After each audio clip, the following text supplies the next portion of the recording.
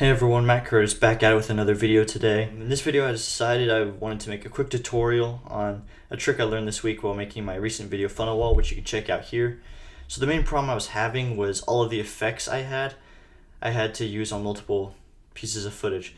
So I would create like complex effects like Element 3D. Having to have it render over footage took forever. It's already struggling right here.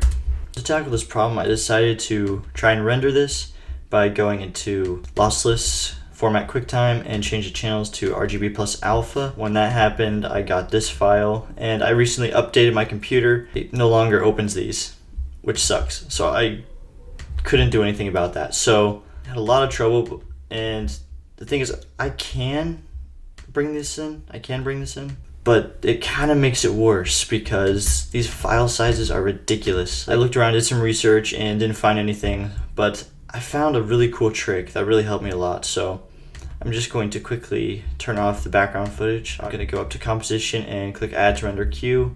Here in Adobe Media Encoder, I'm going to select this, and you can just kind of change whatever preset you want. I'm going to leave it at YouTube 1080p.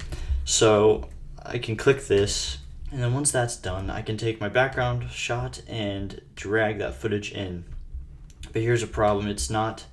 Doesn't have the background taken out, which is a problem. Of course I could do transfer modes, but of course that doesn't look right at all. So to combat this, you're going to go back to your original composition that you just rendered, and you're going to add it to Adobe Media Encoder once again. In Adobe Media Encoder, you're going to go here, select, and you're just going to come down here and select render alpha channel only. Don't change any other setting besides how it was before.